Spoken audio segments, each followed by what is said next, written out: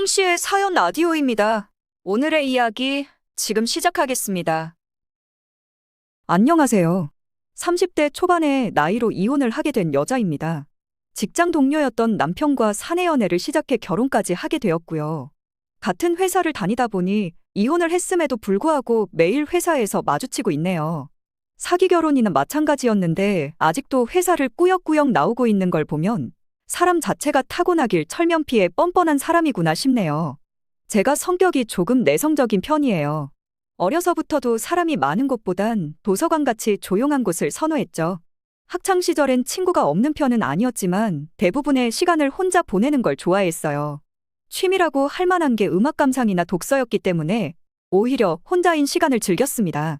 주변 사람들이 그렇게 혼자 있으면 외롭지 않냐 하면서 걱정도 많이들 해줬습니다. 하지만 그렇게 저를 걱정해주던 주변 친구들보다 먼저 결혼을 하게 되었네요.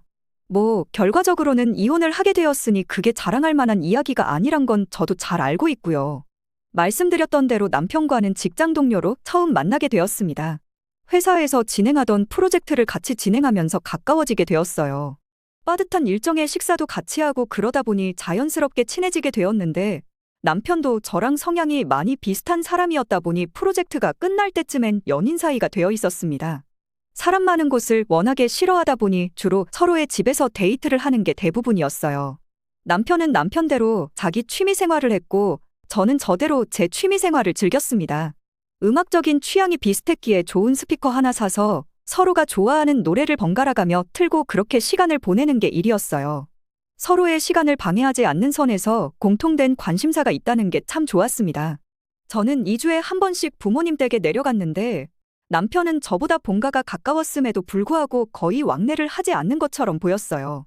당시에는 만약 나중에 결혼을 하게 된다면 시댁과는 왕래가 자주 없었으면 좋겠다고 내심 그렇게 생각하고 있었는데 남편을 보니 딱 그 조건에 부합하는 사람처럼 보였습니다. 그렇다 보니 결혼 생각이 없다가도 이 사람이라면 결혼해도 괜찮겠다는 생각을 갖게 되었어요. 우연의 일치인지 남편도 그때쯤부터 해서 저한테 결혼 이야기를 슬금슬금 꺼내기 시작했고 말이죠. 정신 차리고 보니 저희는 결혼을 준비하고 있었습니다. 상견례 때도 그렇다 할 자본도 없었어요. 상견례 마치고 나선 각자 살고 있던 집 보증금을 빼서 둘이서 같이 살 신혼집을 구했습니다. 각자 쓰던 물건들도 있었고 신혼가전에 대한 환상도 없었다 보니 혼수도 저렴하게 꼭 필요한 것만 맞췄어요. 음악 감상을 위한 스피커에만 조금 욕심을 내서 돈을 좀 썼네요. 같은 직장을 다녔다 보니 출퇴근도 항상 같이 했고 퇴근 후에도 각자 맡은 집안일 끝내놓고 서로의 취미를 즐기며 만족스러운 결혼 생활을 하고 있었습니다. 저는 이 행복이 계속 이어질 줄 알았어요. 종종 결혼 전과 결혼 후의 모습이 달라서 그것 때문에 다투고 이혼하고 하는 사람들을 봐왔는데 저는 그게 다른 사람은 몰라도 절대 저한테는 일어나지 않을 일이라고 생각했죠. 결혼한 뒤로 1년이 지나가는 시기였습니다. 남편이 대뜸 자기 친구 중에 얼마 전 결혼한 누구가 기억나냐면서 그 친구 이야기를 꺼내더라고요. 그 친구네는 둘 다 모아놓은 돈이 별로 없었어서 결혼해서 돈도 모을 겸 해서 부모님 집으로 들어가서 살고 있다. 그런 이야기를 하더라고요.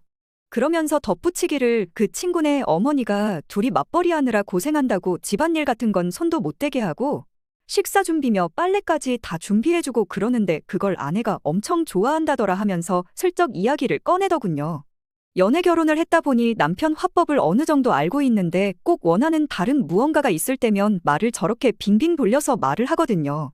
제가 눈치가 없는 편도 아니다 보니 저 말을 꺼낸 게 다른 꿍꿍이 속이 있다 싶었어요. 그런데 다른 이야기도 아니고 그 주제가 합가 이야기였다 보니 의도가 뻔히 보였지만 아무것도 모르는 척 대답하면서 제 입장을 확실하게 밝혔죠. 그 친구 아내분은 참 대단한 것 같다.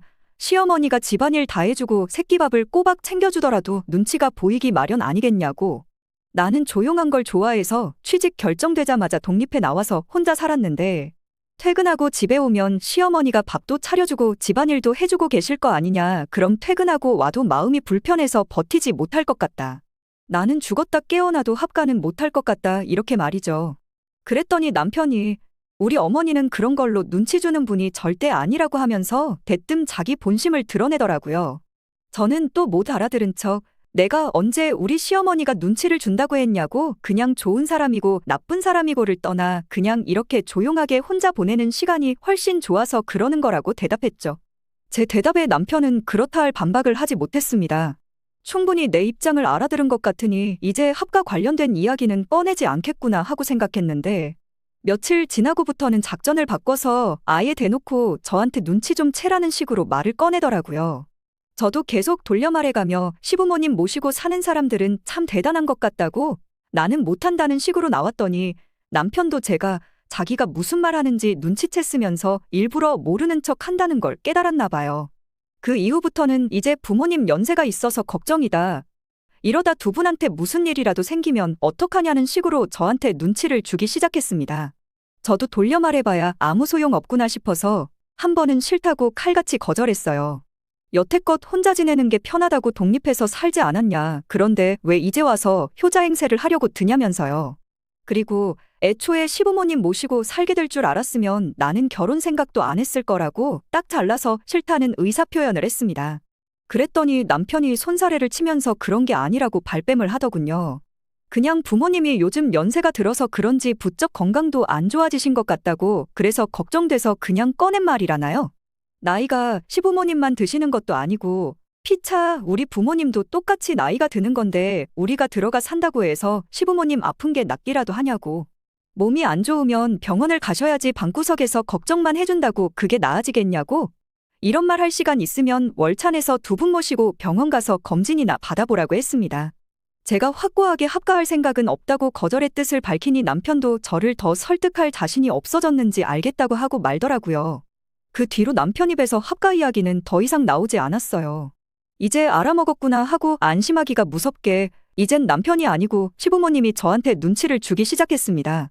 타이밍상 이 합가 이야기가 남편 혼자만의 생각이 아니고 시부모님의 뜻이란 걸 눈치채게 되었어요. 아마 합가에서 살고 있다고 합가한 게 인생 최고의 선택이라고 자부한다는 그 친구와 친구, 와이프 이야기도 지어낸 이야기라는 게 안 봐도 뻔했습니다. 하루가 멀다 하고 시어머니, 시아버지 번갈아 가면서 전화를 하는데 남편이 합가 이야기 꺼내면서 저에게 했던 말들의 연장선이었어요. 들어와 살면서 돈 모으면 너네한테 이득인 거 모르냐. 집안일도 다 해주겠다는데 너가 마다할 이유가 뭐가 있느냐 하면서 집에 방도 남는데 들어와서 살면 딱 좋겠다고 계속 보채더라고요. 세상 어디에 시어머니한테 집안일 떠넘겨놓고 집에서 탱자탱자 노는 며느리가 있겠냐고, 그리고 집안일도 남편하고 각자 분담해서 나눠서 하고 있는데 힘든 거 하나 없으니 걱정하실 필요 없다고 딱 잘랐어요.